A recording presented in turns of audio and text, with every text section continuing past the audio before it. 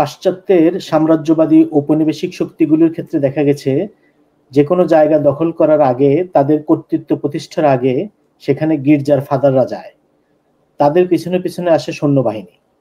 Soft power বনাম hard পাওয়ার। আগে soft power বা ধর্ম যায়, পরে সেখানে মূল শক্তি বা সামরিক বাহিনী আসে। ব্রিটিশরা আফ্রিকা আমেরিকাতে, স্প্যানিশরা মধ্য ও দক্ষিণ আমেরিকাতে এবং ফ্রেঞ্চরা আফ্রিকা ও এশিয়াতে ঔপনিবেশ গড়ার কাজে এই ধর্মকে ব্যবহার করেছে। জাপান অনেক আগে এই ব্যাপারটা বুঝতে পেরেছিল। ষোড়শ এবং সপ্তদশ শতকে জাপান পর্তুগিজ, স্প্যানিশ ও ওলন্দাজ বণিকদের সাথে ব্যবসা বাণিজ্য করত, কিন্তু ইউরোপিয়ানরা জাপানিজদের খ্রিস্টান বানাতে চাইলে জাপান বিদেশিদের ব্যাপারে সতর্ক হয়ে যায়। 1639 সালে তারা জাপান থেকে সকল বিদেশিকে তাড়িয়ে বের করে দেয়। এরপরে 200 বছর তারা শুধু চাইনিজ আর ওলন্দাজদের সাথে ব্যবসা করে। ঔপনিবেশিক সময়ে জাপানিজরা তাদের দ্বীপগুলিতে কোনো খ্রিস্টান ধর্মযাজককে নোঙ্গর করতে দিত না। কোনো ফাদার দ্বীপে অনুপ্রবেশ করলে তাকে বিতাড়িত করে এমনকি মেরে ফেলত। যেসব জাপানিজ খ্রিস্টান ধর্ম গ্রহণ করত তাদের উপর নেমে আসত নির্মম অত্যাচার। খ্রিস্ট ধর্ম ত্যাগ না করলে তাদের অত্যাচার করে মেরে ফেলতো বা এমনকি পুড়িয়েও মেরে ফেলতো। 2016 সালে মার্টিন স্করসেসি পরিচালিত সাইলেন্স মুভিতে এই বিষয়টা ফুটিয়ে তোলা হয়। মুভিটি সত্য ঘটনার উপর নির্মিত। 1700 শতকে দুজন ধর্মযাজকের বর্ণিত কাহিনীর উপরে ভিত্তি করে লেখা উপন্যাস অবলম্বনে তৈরি হয়েছে। তো জাপানিজরা জানতো প্রথমে ফাদাররা আসবে, মানুষের সেবা করবে, বাচ্চাদের পড়াশোনা করাবে, চিকিৎসা দিবে। তারপর একসময় তারা কিছু মানুষকে ধর্মান্তরিত করবে, তাদের উপর যিশুর আশীর্বাদ নেমে আসবে, তারা হিদেন থেকে খ্রিস্টান হবে। খ্রিস্টান হবার পরে পাশ্চাত্য তাদের যে ডিনোমিনেশন, সেখান থেকে খ্রিস্টানরা তাদের সম্পর্কে জানবে, তাদের জন্য সাহায্য পাঠাবে, যিশুর কাছে প্রতি রোববারে তাদের জন্য প্রার্থনা করবে। এর মধ্যে যদি নও খ্রিস্টানদের উপরে কোনো রকমের অত্যাচার নির্যাতন হয় তাহলে তার কথা নেই, তাদের রক্ষা করার জন্য অ্যাক্টিভিজম শুরু হবে। প্রতি রবিবারে প্ল্যাকার্ড নিয়ে চার্চগুলো জনসংযোগ করবে, দেশের স্থানীয় নেতাদের জানাবে, এভাবে জনমত গঠন করতে থাকবে। এর সাথে দেশ থেকে ইয়াং ডেডিকেটেড ভলান্টিয়ার পাঠাবে, তারা গিয়ে সেখানকার পরিস্থিতি বুঝে সাংগঠনিক কাজ করবে। তারপর একদিন খ্রিস্টানদের মুক্ত করতে সৈন্য সামন্ত নিয়ে এসে হাজির হবে। দেশ পাশ্চাত্যের ঔপনিবেশিক শক্তির অধীন হবে।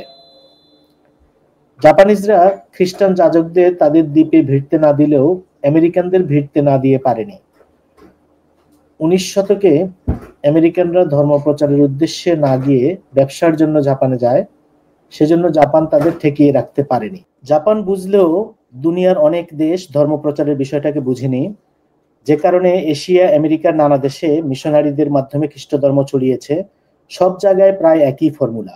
আগে ফাদাররা যাবে, লোকাল কিছু মানুষকে খ্রিস্টান বানাবে, তারপরে তাদের উদ্ধার করতে হার্ড পাওয়ার বা সৈন্য সামন্ত আসবে। এই ব্যাপারটা এখনো ঘটতেছে। ব্রিটিশ আমলে ভারতীয় উপমহাদেশে অনেক গির্জা প্রতিষ্ঠিত হয়। মিশনারিরা এসে শিক্ষা, চিকিৎসা, সমাজসেবা ইত্যাদি নানা কাজ করে লোকাল মানুষের মন জয় করে। এসব কাজ করে তারা নিম্নবর্ণের হিন্দু, বৌদ্ধ এবং ক্ষুদ্র নৃগোষ্ঠীর মানুষদের মাঝে ব্যাপক গ্রহণযোগ্যতা করে নেয়, যে কারণে বাংলাদেশের পাহাড়ি এলাকায় প্রত্যন্ত অঞ্চলে মিশনারিদের প্রভাবে অনেক মানুষ খ্রিস্ট ধর্ম গ্রহণ করেছেন। তৃতীয় বিশ্বের অনুন্নত সমাজ ব্যবস্থা, সামাজিক সুবিধার অভাব এবং রাজনৈতিক ব্যর্থতার কারণে মিশনারিরা এই সুযোগগুলো নিতে পারছেন। মিশনারিদের পাশাপাশি সমাজে সেবামূলক কাজের জন্য যেসব পাশ্চাত্য এনজিও বা নন গভর্নমেন্টাল অর্গানাইজেশন আছে, তাদের মাধ্যমেও অনেক মানুষ ধর্মান্তরিত হয়েছে। যেমন বাংলাদেশে একটি এনজিও কাজ করে, নাম কারিতাস। এরা দীর্ঘদিন যাবৎ বাংলাদেশে কাজ করছে। বন্যা, ঝড়, জলোচ্ছ্বাসের সময় এরা মানুষকে সেবা দেওয়ার কাজ করে। এটি একটি ক্যাথলিক চ্যারিটেবল অর্গানাইজেশন, মানে ক্যাথলিক খ্রিস্টানদের দাতব্য সংস্থা। এর মাধ্যমে বাংলাদেশে তারা 200-র উপরে উপজেলায় কাজ করে এবং বাংলাদেশে তাদের 1200-র উপরে স্কুল আছে। এটা জাস্ট একটা এনজিওর কাজ। বাংলাদেশে এরকম অনেকগুলো এনজিও আছে যারা খ্রিস্টান ধর্মের প্রচারে নিযুক্ত, কিন্তু মেজরিটি মুসলিম দেশ হওয়ায় এরা তেমন ইম্প্যাক্ট ফেলতে পারেনি। পার্বত্য চট্টগ্রামে যারা বিভিন্ন এনজিওর মাধ্যমে খ্রিস্টান ধর্ম গ্রহণ করেছেন তারা কিন্তু ঠিকই এখন সমস্যার কারণ হয়ে দেখা দিয়েছে। ভারতের সেভেন সিস্টার্স এবং সংলগ্ন বার্মিজ এলাকায় দ্বিতীয় বিশ্বযুদ্ধের সময় ব্রিটিশদের হয়ে তারা বার্মিজ জাপানিজ বাহিনীর বিরুদ্ধে লড়াই করেছিল। যুদ্ধের শেষে ব্রিটিশরা তাদেরকে ফেলে রেখে পালিয়ে যায়।